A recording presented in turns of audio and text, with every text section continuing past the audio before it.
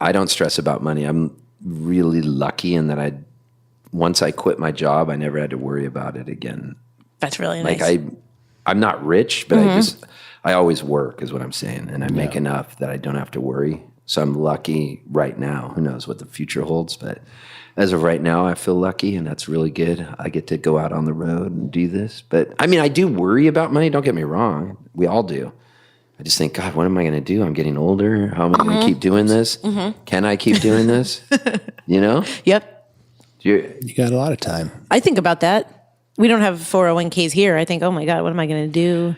I also think, okay, the music business has changed so much. People that are listening to this right now on this podcast, obviously this never even existed 10 years ago, you know, where people were tuning into podcasts. We listen to what we want. We don't have appointment radio anymore. We don't have appointment television, really. We just watch what we want to watch when we want to watch. Everything is on demand. We are so spoiled. So I'm driving in Augie's car, my girlfriend Sharon's dad's old car. It's a Lexus from like 1994 while we're here. We borrowed it. It has a cassette deck in it. So we got these old cassettes like ELO and stuff. And I never realized these things only had like one good song and all this filler. Yet we would listen to them because I'm like, God damn it, I spent $13 on this of my own money. I'm going to listen to every track. That doesn't happen anymore. I can labor over a new record that I'm going to put out, and I could go, I don't know whether I'm going to have 13 tracks or 12. Like, anybody even cares. I'm going to put this on this order. Nobody's listening to it in that order. You're lucky if they listen to 2 of your songs, and then they update their Facebook status of what they had for lunch. They went to the Habit, and they ate this burger, and they have to show a picture of the fries they got.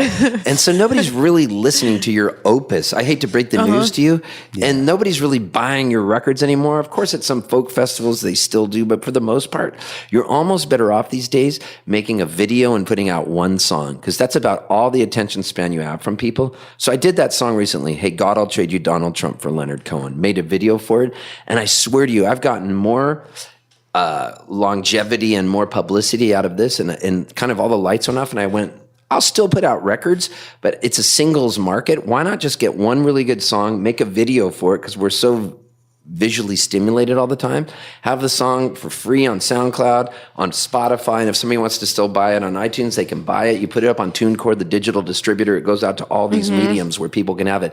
Why not put the chords and lyrics up? TuneCore. That's how we distribute some of our distributor. Live stuff. Yeah. So if you're a musician, you go to TuneCore, and your stuff will be up on iTunes. It'll be up on Amazon, Google Play, Spotify. You just check the boxes you want to go on. It costs you like $30 to put up a song or a record. You know what I mean? And it goes everywhere. And then people see your music. And then also make a good video, put the video up on YouTube. However, if you put the YouTube video up on Facebook, you won't get as many views because Facebook knows you're clicking over to YouTube, and that Facebook never wants you to leave Facebook world. So you need to put the video direct onto Facebook too. If you don't, you're going to get, I put the Donald Trump video up just on YouTube. It got like 10,000, 11,000 views. But on Facebook, putting it direct up, it got 120,000 views. It's just stumped it. And then if you put a little advertising money behind it, which is what Merrill knows a lot about, there's a whole art to the algorithms, because if you put up a poster for a show on Facebook, like Steve Poltz at the Belly Up, all these guests, it scans the picture and it sees that there's all this print on it, and it just, imagine they just turn off the faucet and it doesn't show up in the feed. So somebody would have to go directly to the Steve Poltz Facebook page to actually see it. So if they see a link for a club, they know you're pimping a show at a club, they want money for it, and they know you're going to pay for it through advertising. You go, okay, target Seattle, target people who like Wilco, target people who like Billy Bragg, or whatever you're thinking about, like-minded artists. You find people that are like that, which is her expertise. However, today, there used to be a velvet rope mentality where you would need somebody to deem you worthy to be a touring musician. Anybody out there listening can do this. It just depends. Do you have the wherewithal? Do you have the mettle to withstand the slings and arrows of this business? Because the road to the top of the folk highway is littered with bodies. Like, it's really hard. All the shows, all the nights of 10 people, selling nothing. Yeah. It's really a hard business, but it's so fun. And I wouldn't want to do anything else. I found my bliss. That's why I never had kids. I love what I'm doing so much that I eat, sleep, and drink it. The audience are your children. They are. Yeah. And the songs are my kids. Father.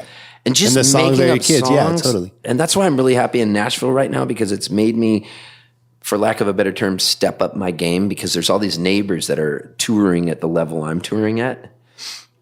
And so you're sharing ideas and they're like, oh, did you play this club in Minneapolis? Oh, there's this cool series they have. There's this really neat folk series. Oh, I know this festival buyer. He's out tonight at the Family Wash in Nashville. And then somebody's like, you want to co-write a song tomorrow? Everybody's writing songs. The Nashville Handshake, it's called the Nashville Handshake. It's somebody hands you a CD. Like everybody is working there and everybody's friendly. There isn't snottiness because you don't know who you're shaking hands with. Everybody's learned to be real friendly to each other. Right. And so people are writing songs and making videos for songs. But that gets back to my point I just made. And maybe we're moving towards a singles driven market where we put out the songs later in the year on a collection, but you get more mileage. If you just put it out right away on a CD, then it becomes old hat to people. But if you do a song a month and do a video for each song, you're going to get people to listen to that song. And because I put out CDs and then I'll do a song at a show and they'll go, I love that song. What's that on? And I go, oh, it's on my record Traveling. And they'll go, oh, I have that.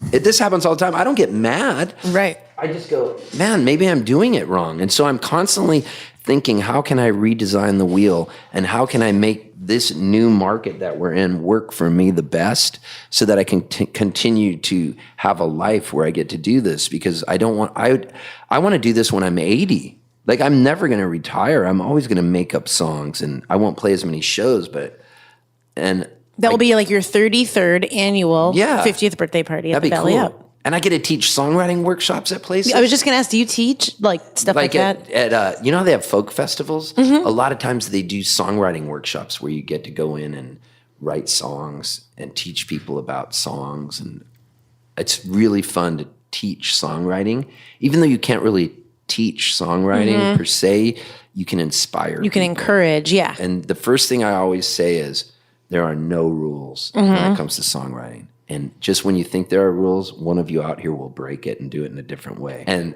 whatever I'm saying is only my point of view. I could be wrong a million ways around. But if you want to listen to what I have to say, I will tell you everything I've learned from my little world, which is just a little slice of the pie. There's so many different ways to do this.